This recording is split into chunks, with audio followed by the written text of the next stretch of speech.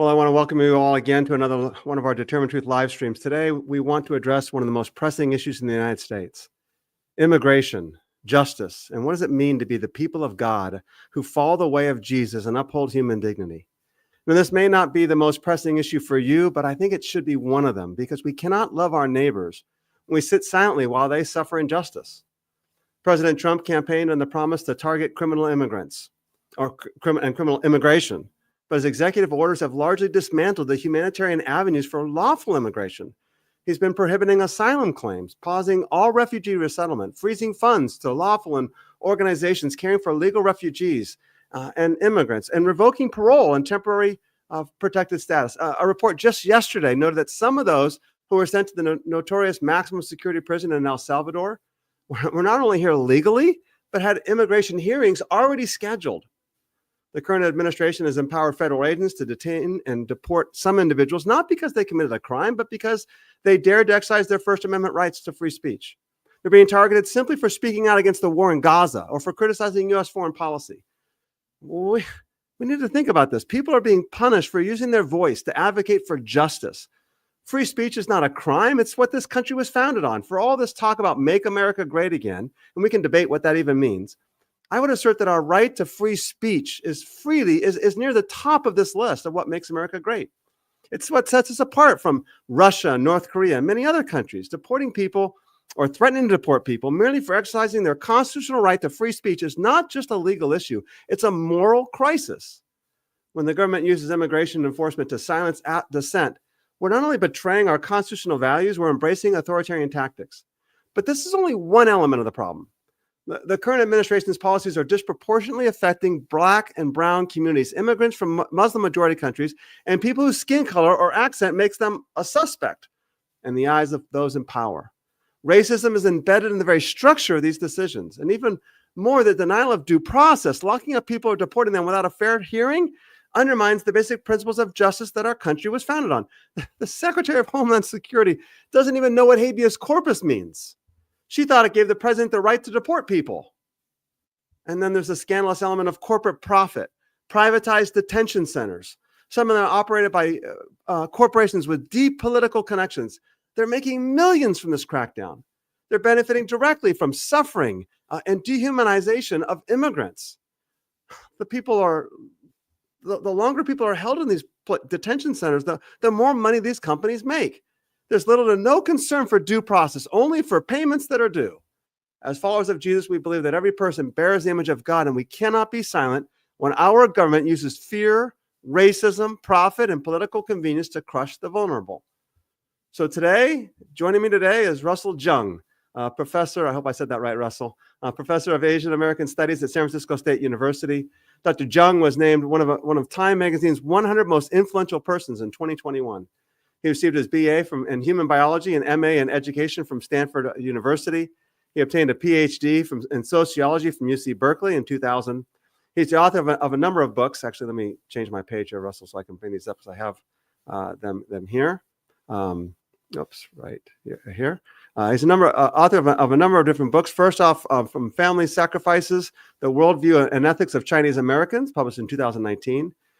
Then he wrote Moving Movers, Student Activism and the Emergence of Asian American Studies, and At Home in Exile, Finding Jesus Among My Ancestors and Refugee Neighbors. He's written a number of other books, but his research interest includes the sociology of race, the sociology of religion, and social movements. Dr. Jeung is extensively engaged with his students in conducting community-based participatory research with Asian American communities.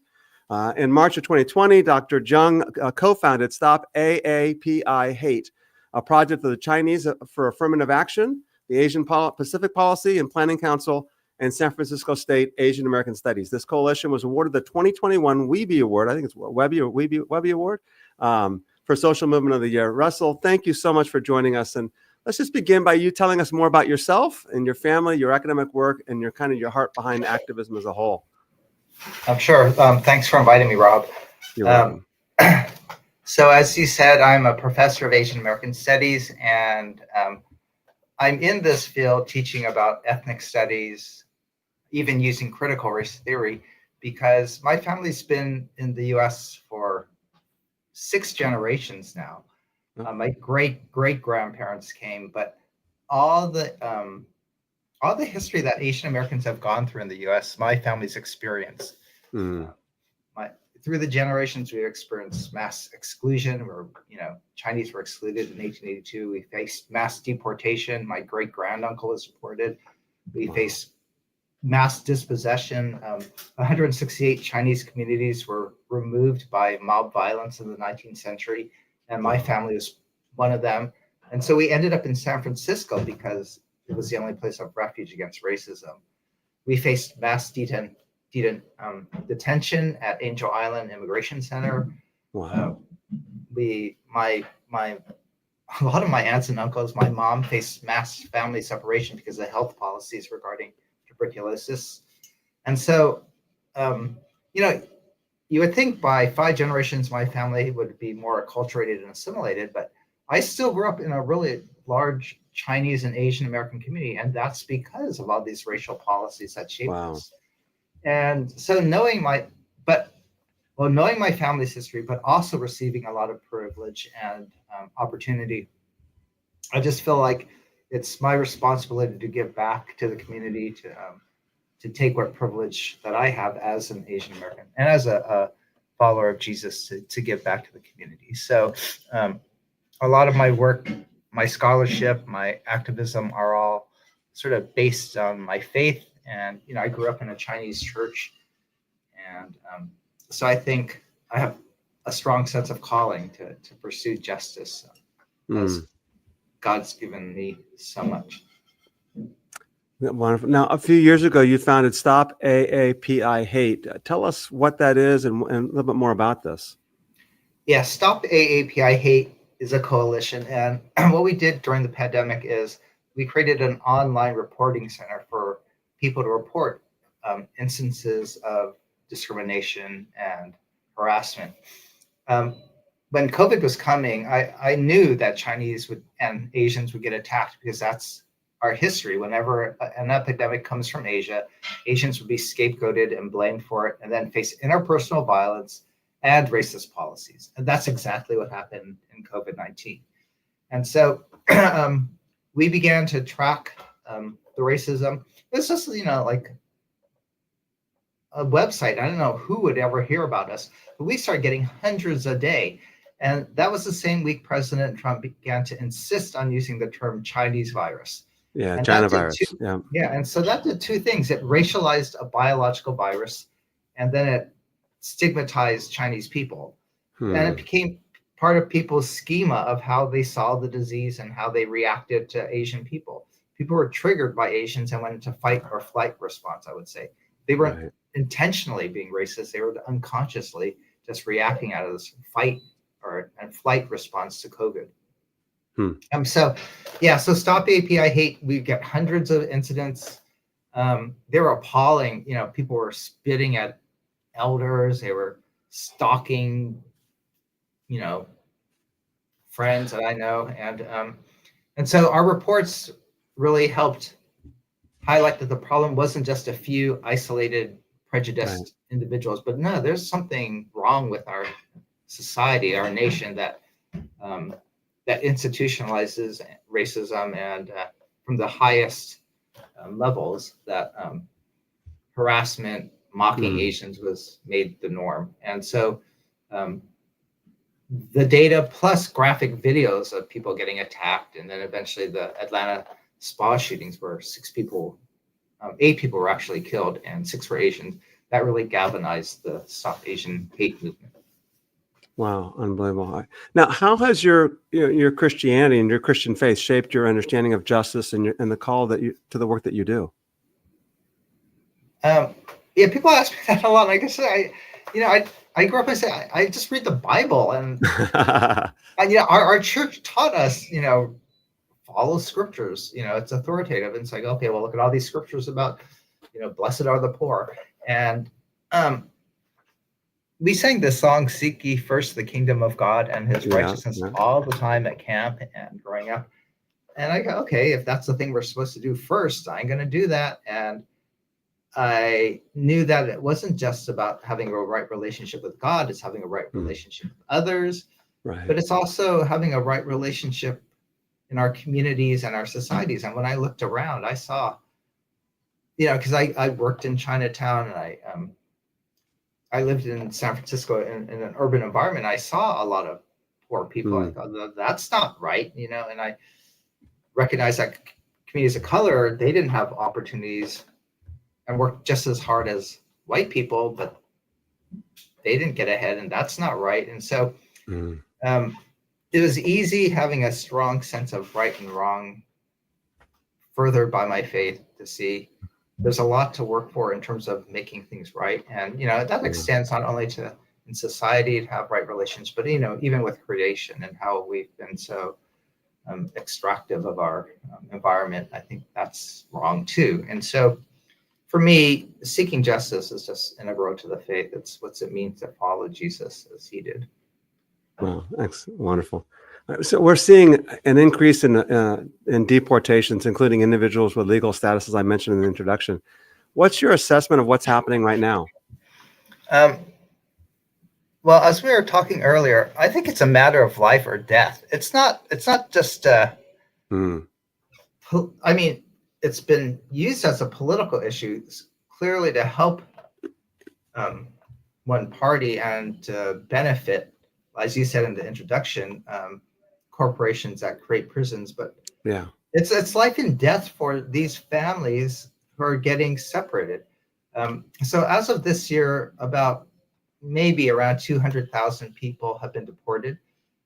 Trump wanted to deport 1 million people, and the government really doesn't have the capacity to do so.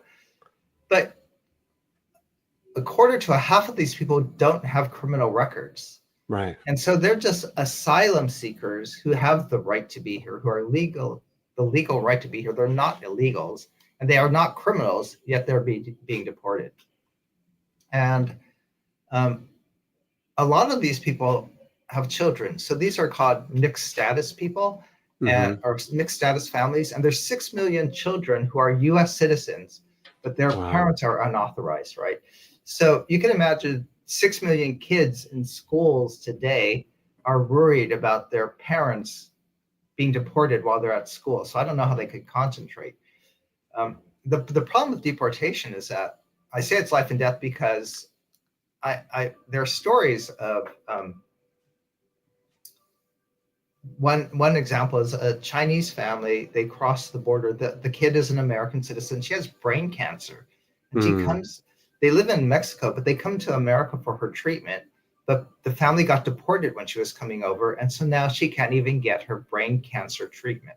Wow. And this is how we're treating young people who are American citizens. So in that case, it's life or death. I know of Asians who've died at detention centers, and there's no investigations as to why people are passing away in these detention centers. So it's life and death in that way. But for the 6 million kids, it leads to family separation, and for me, that's so painful and so traumatizing. It's a lifetime trauma to be a kid and then have your parents taken away in the middle of the night or during the day, and you have no idea where they are. You don't know what happened to them, and you're gonna have to live with that all your life. And the separation is permanent. They can't come back after being deported. So these are just, for me, heinous. It's cruel and unusual punishment to me to separate families in this way. And just one last comment about this. Sure.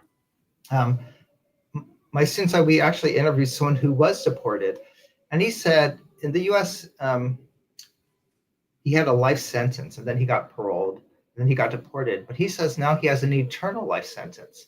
He used, the Christian terms because he was separated from his family. He'll never be able to hug them or see them again in person. And so it is unfathomable what we're doing to people, and not treating people as humans, but treating them as objects, political pawns, really. Yeah, to fit a political agenda. That's racialized. It's a racialized agenda as well. Yeah. And I've heard of. Go ahead, please. Well, the clear example is, refugee resettlement, as you said, was cut, and we know of an Afghan family. They were here, and there's a 12-year-old daughter was about to get on the plane to be reunited with her family. She's only 12 years old, and you can imagine your own 12-year-old middle schooler, if you know, and about to get on the plane, but then they cut refugee resettlement. So she had to get off the plane, and she's still separated from her family because they cut refugee resettlement. However, the Trump administration has allowed white South Africaners, right, to come in as refugees because he says they're persecuted. Right. They're not under war situations. They're not facing genocide like other people yet. Whites are being allowed to come in as refugees, whereas, you know, our former allies in Afghanistan, you know. Where's this girl from? Where she live? Or where is she located? She's from Afghanistan. So and that's where she still is. So her family's here. Her family. Wow. Yeah, part of her family was able to come in. She's probably in the refugee camps. So. And now we're sending people from Afghanistan back because the whole idea of them coming over here was what we did in the war wasn't helping, you know, exactly. And they worked for us. So, hey, we'll give you asylum over here because we know that once we leave Afghanistan, you're not going to be safe any longer. Oh, guess what? You got to go back. Well, they're just going to get slaughtered. I mean, is that right? Yeah, that's right. It's the idea of being a refugee is that your life is in jeopardy and you're going to face persecution. So you have to gain refuge, right? You need refuge. Yeah. But what happens is that refugees come over here legally. But if they get deported for some random reason, people are getting deported back. And that's what I call double jeopardy. They leave their lives out because their life is in jeopardy, but then they're sent back where their lives are in jeopardy again. So that's one case of double jeopardy. And we can talk about this idea of double jeopardy later on too, but that's happening. And, you know, these are Christians. You know, a lot of people flee because they're Christians facing persecution for their faith. Their lives are in jeopardy, and then they get deported back. So we're sending back Christians to face persecution, and that's what the U.S. is doing.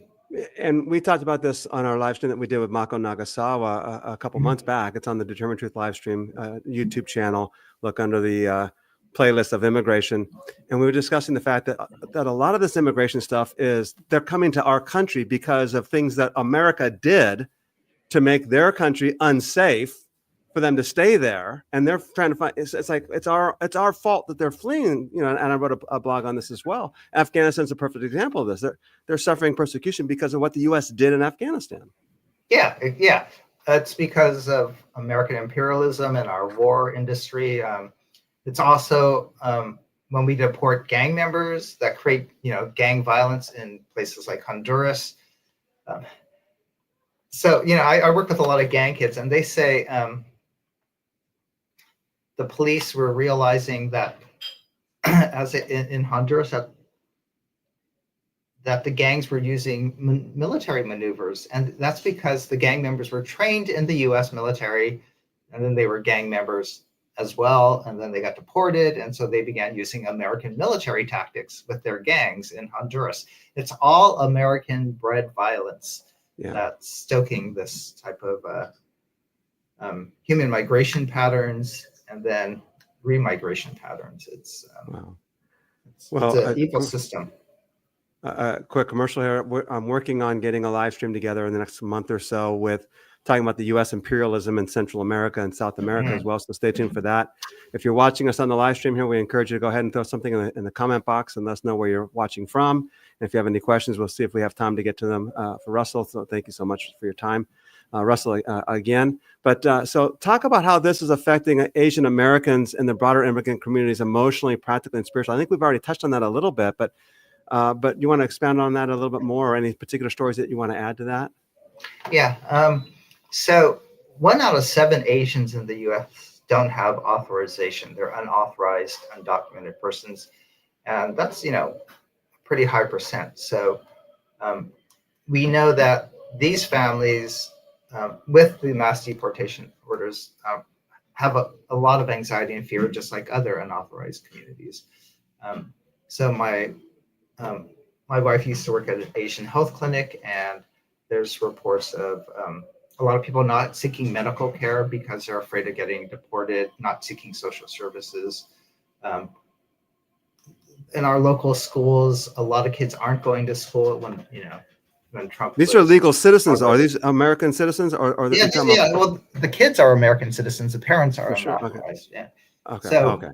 and then with the repeal of birthright citizen, I just did a forum, and one of the legal reps said she knows that pregnant women are getting prenatal care because they're afraid, and they're afraid that they'll have an American kid born here, and then they'll just take away the American, the kid born here, because if birthright citizenship is taken away, Mm-hmm. the kid won't be here legally, and so the fear just endangers again the health and welfare of these families on a real practical level, and then again on the emotional level.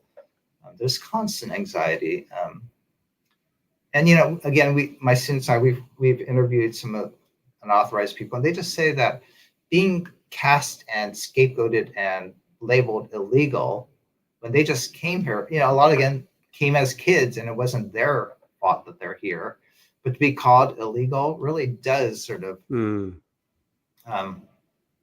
give you a sense of shame and having to live in the shadows, that and then mistrust of government that I think stays with you.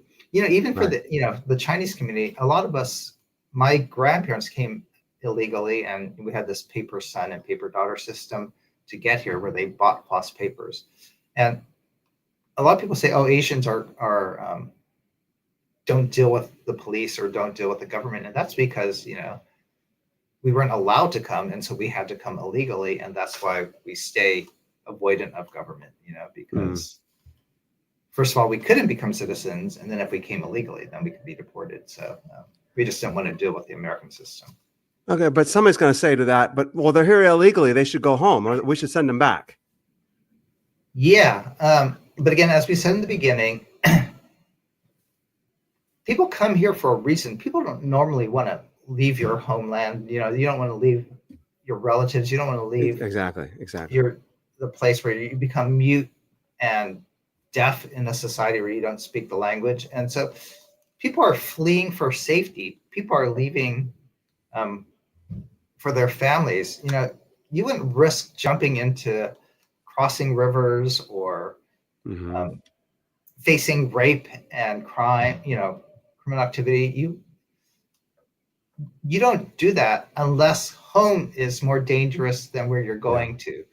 And people have to realize how violent and horrific these situations are. You don't want your kid to face gang violence and join a gang and then, suffer or perpetrate gang violence. So you have to leave. And so you're seeking asylum.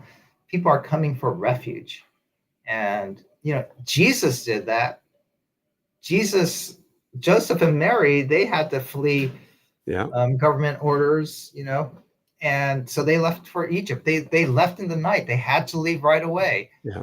But if Jesus came to the U.S., we wouldn't let him in, right? Because exactly. It's like, hello, brown Palestinians, where are your papers? And you should come here legally and wait in line, but back home there's an order to kill you, right? And so, what's Mary and Joseph going to do? So that's the issue. Yeah. We could even, I'm not sure if you can hear that horn honking. I'm sorry. I apologize for that. But we can even go back and we won't go down this path right now. But, and so we say the American founders of this country came here illegally in the sense that they weren't residents of this place. Then they slaughtered the natives and took the land.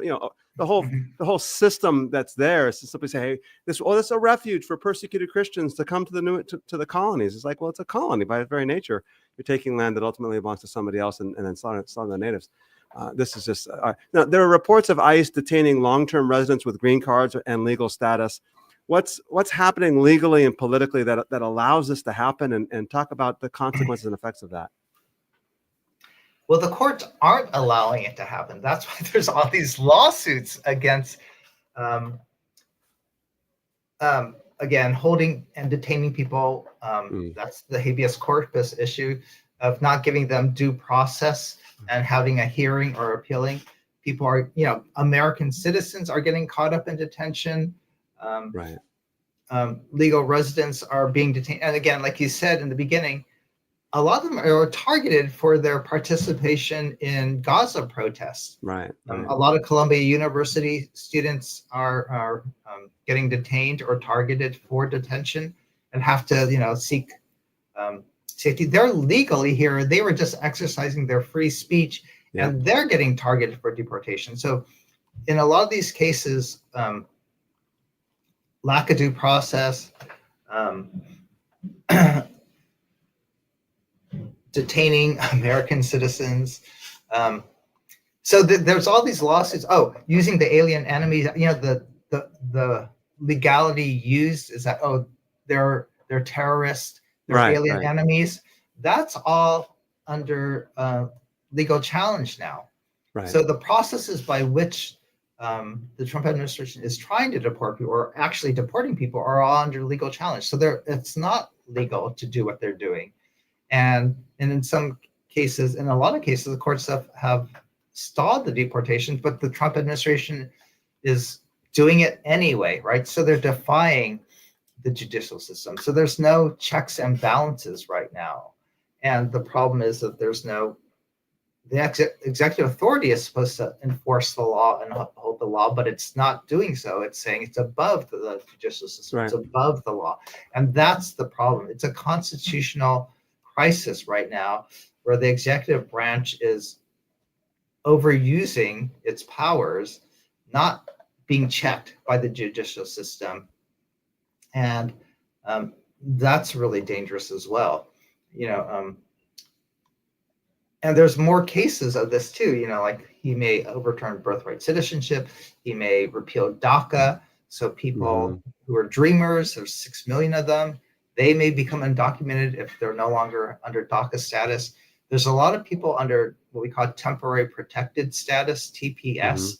So they came from Venezuela or from Bhutan or Burma because of the war in those countries. They may, their status might get suspended and they become undocumented. So these legal ways that people are coming here under asylum or under protected status are all getting repealed or ignored, and so or retracted, and so they're just using any means to sort of say they're getting rid of criminals. But again, over half the people aren't criminals, and so there's what we call false positives, right? They're saying they're positively a criminal, they're illegal, so they shouldn't be here. But a lot of them, no, they have the right to be here. No, they are innocent. They haven't committed a crime. No, they are they're American citizens, some of them. And so these false positives is a loss of human rights. Unbelievable. Now you have some particular stories that you might want to share in terms of that. I mean, obviously the Mahmoud Khalil story that you mentioned already in passing about the Palestinian green card holder. And by the way, the Constitution of the United States guarantees the right to free speech to anyone who's a legal resident of the United States. That includes green card holders. So Mahmoud Khalil did nothing wrong. He exercised free speech, and the Constitution guarantees him that right to free speech by starting the protests at Columbia University for what's happening in Israel and Gaza as well. But other stories like this of people here, and what you're saying then is they're here legally, but then the United States makes these declarations that take the legal recourse away from them, and all of a sudden they're illegal as if they are criminals, but they're actually not criminals. Right. And so, again, a lot of Latinos, a lot of Asians have been caught up. So some students, an Indian Fulbright student, she actually self-deported because, again, I think the harassment and the threat of detention was too scary. Yun So Chung is, again, another legal permanent resident from Korea. She protested, and now she's in hiding because ICE came after her. Again, another legal resident. And then the biggest case, again, is Kilmar Armando Abrego Garcia, who's a Salvadorian, and he got deported illegally. Yeah. He was imprisoned without trial in a maximum security prison. And so, can he come back? And he's been traumatized. And he's separated from his wife and young child, I believe, as well, right? Yeah. So again, we're working with one person from Laos. His name is Sammy V, and he did commit a crime, but he paid his crime, right? And so he because he paid his crime, because he really worked on his rehabilitation, he was given parole. And so the judges deemed him, fit to re-enter society. Upon parole, he married, and he took care of his two stepdaughters, raised them. He's worked for like decades since, raising his kids, being a great family member. Wow. His kids say he's super generous. He helps homeless people off the street, brings them home. And now, but he has to go for ICE check-ins once a year, and his check-ins coming up in June. He's afraid again, even though he's paid his penalty, that he'll face double jeopardy, which is again second punishment for being deported, and then third punishment of possibly having his life in danger, because he's in a country where he has no resources, no family, doesn't have the language. But now what he says is that he's fearful because he's seeing Asians being sent to Central America, to Guantanamo Bay. They tried to send them to Libya. They're trying to send them to Sudan, right? Right, South Sudan. Yeah, it's like So they're not even sending people back to their countries of origin, but they're just sort of shipping people wherever they want. I think that's human trafficking. It's forced. It's forced removal, physical removal of people against their will, against their rights. And Russell, you couldn't send someone to another country without making a deal with that other country, right? I mean, that other country has to agree to this. So some political stuff is going on. We'll do this for you. You do this for us. That's the definition of human trafficking. That's a good point. Yeah, I mean, so that's his fear. I mean, I didn't even think about that. He's like not already fearful of leaving his family, right? That's his first concern. But then to be sent to, he knows he hears of the prison conditions in Guantanamo Bay. He knows the prison conditions of Salvador, because he was in prison in the U.S. and he sort of knows this stuff. So I don't know I can't imagine what it's like to walk around thinking I could just be shipped anywhere in the world, and have no control, no power, no legal recourse, and it's permanent again. And it's just like, it's Kafkaesque. It's just a living nightmare. And another person said to us, it's like having a terminal disease and you never know when your time's up. And so you just have like the sense of foreboding doom. And that's how they feel having to face this threat of deportation. Right. And we will continue to address this issue here at Determined Truth, and we've done so on blogs and elsewhere as well, because there's a biblical responsibility for the followers of Christ to care for the foreigner, the stranger, the alien in your midst. Leviticus 19, I think it's verse 34, talks about caring for the alien, the stranger that is among you. This is our call. It's our responsibility to be the good Samaritan. And who is my neighbor? Not the question like, who's my neighbor? Which ones do I care for? But to whom am I a neighbor to? Which one acted like a neighbor? And we want to thank Mike. Thank you for your little note from New Zealand. And it might be a small country, but I hope you're doing better than we are here in the United States, because we're at the front of this problem. So, Russell, I know we don't have a lot of time left here, but how does what we're seeing today connect with the historical treatment of Asian Americans? I think this is part of the story that a lot of Americans don't know, what America has done to the Chinese and to other Asian communities there. So can you fill us in a little bit about how there's a historical context to this as well?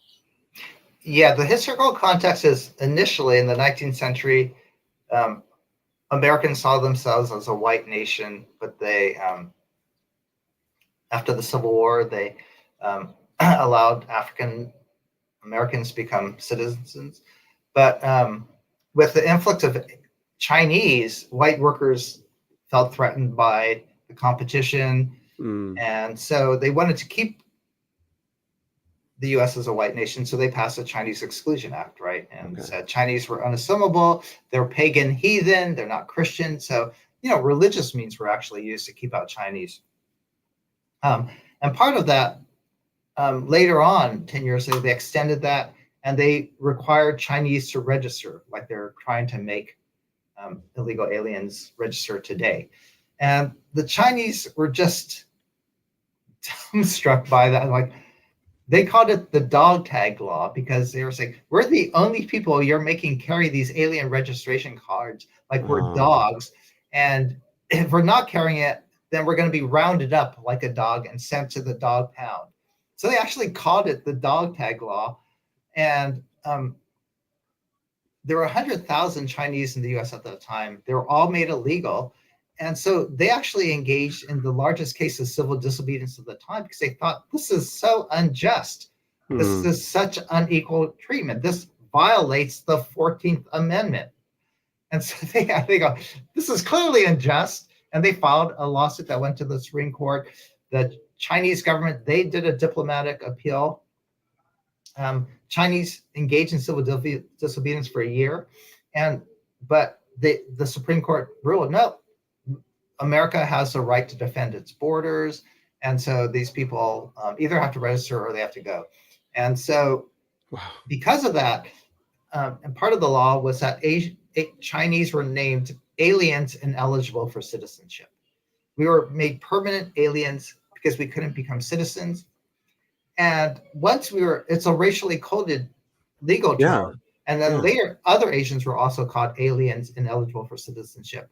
So if they didn't want Chinese to work at a place, they say no aliens could work here, right? And that just meant no Chinese could work here. There were all these alien land laws that said anybody who's an alien can't buy land, but that only meant Chinese because we were the only, people, and then later Japanese. Officially classified, yeah. And then that's why they incarcerated Japanese during World War II, because they were alien enemies. And so this alienation status is what allows America to deport people because they're not citizens. And so we were the first undocumented people. We were the first deported people. This alien status, again, has led to mass detention and mass deportation, not only of Latinos, but to start, Asians were used. And then again, Asians were the first to fight this type of designation. And that's why I really am dedicated to really fighting mass deportation, because I think it's so unwelcoming. So keep up the good work. This sounds just so much like Nazi Germany. I mean, I don't see any difference to you with what they did to the Jews, and just making them another class of individuals that don't have certain rights, or is this even worse? Obviously, they didn't go to ovens. I can't compare. I have no idea. I can't compare, but it is creating a different class of people. And the problem is that, and we're talking about your scriptures about how we should treat foreigners and aliens. I think that the scriptural story of the Jewish people and the Hebrew people was that God commanded them, take care of the foreigners and remember what it feels like to be a foreigner. Because you were, their primary identity wasn't to be liberated colonizers.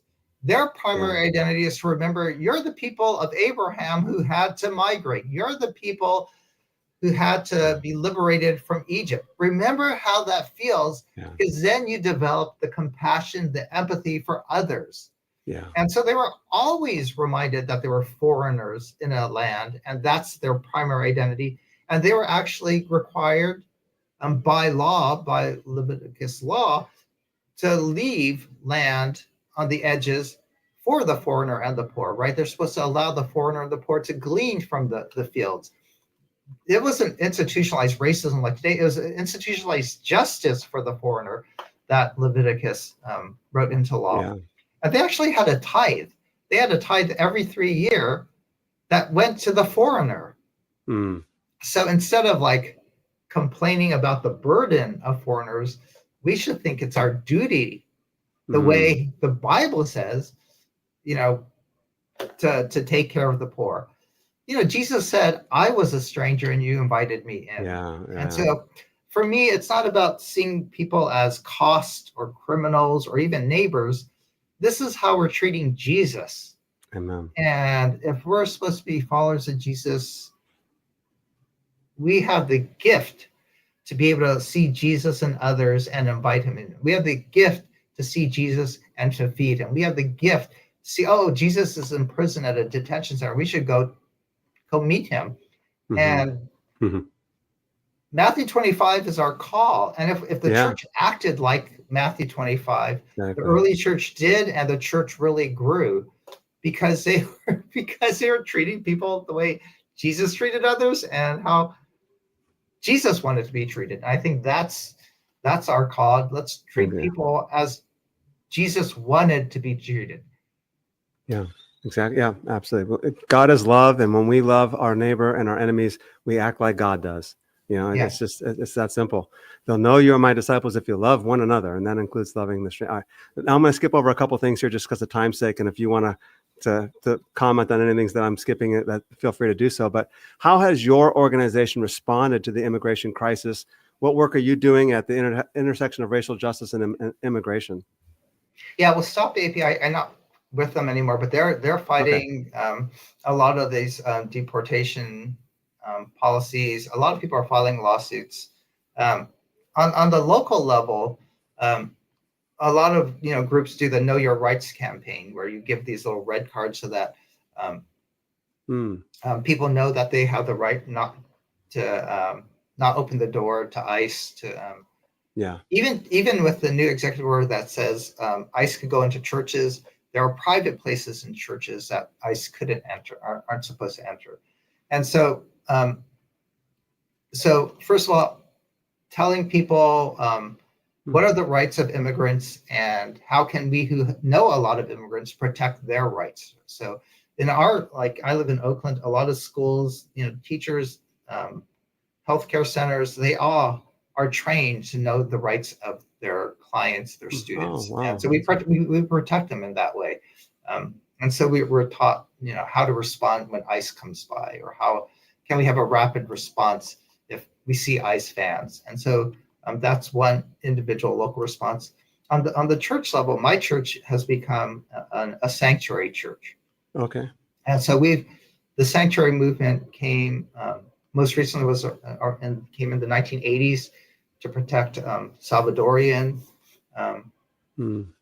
migrants. And in the same way, a sanctuary church could just say, we're here to welcome in the stranger, and to provide refuge. And in that case, we will do whatever we can to accompany them, to house them, to support them. And so that's what our church declared it to be.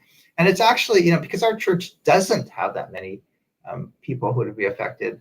If you really do have a lot of unauthorized people, I wouldn't, announce I'm a sanctuary church where, ICE knows where you are, right? Yeah, but yeah. if a lot of churches declare themselves sanctuary churches, ICE won't have the capacity to surveil all of us. Good point. Yeah. And so I think those of us who aren't as threatened or as endangered should actually stick up for those without rights, and then just say, symbolically, actually, it makes a big difference. If here's a church that's standing up for Jesus in this way, I think that's a powerful movement. So I want to see a new sanctuary movement arise today, where churches stand up and say, no, we think these policies are wrong, are inhumane, are unconstitutional. And so we will stand in this way. And even if it's a symbolic way, it's still a witness to the broader society that we would want to be a moral voice. We want to be followers of Jesus in this way. So that's my call today, is that let's be sanctuaries to each other. Let's be holy places, holy grounds where people can find refuge. We're all criminals and all illegal in certain ways. And so the church is a refuge for us, and we should make it a refuge for others as well. Wow. All right. Well, so encouraging to hear from you. At the same time, so grieved to understand the reality and just to be reminded of the reality of what we're actually talking about. And I hope that those watching and listening would just understand the fact that this is beyond partisan politics. This is humanity now. This is what it means to be a Christian, and loving our neighbor and loving one another and extending that. And it means to speak up. This is not a time to be silent. If we are silent now, it's only going to get worse. And so, Russell, I want to thank you so much for your friendship. I thank you so much for your work and the things that you're doing, for speaking up. I know you're tired. You've had a long flight and a long day today. And I appreciate your time. And anything else that you want to add before we wrap up? Just blessings to you, Rob, and your podcast and your efforts to speak out the truth and to really pursue what I think the kingdom calls for. So thank you for all your efforts and for inviting me today. Thanks so much. If you're not following our YouTube channel, make sure you subscribe and follow that. Click the button for alerts. We have a wonderful podcast that's going to air June 2nd and June 9th, which relates a little bit to this. So go to the Determined Truth podcast, which you can find on iTunes and Spotify and anywhere you get your podcast. Subscribe to that and follow it. And as well, go to determinedtruth.com and go to the contact page and let us know who you are. And we'll make sure you sign you up for the monthly newsletter to keep you informed of what's going on. So thank you, everyone, for their time. And thanks, Russell, so much. I appreciate it.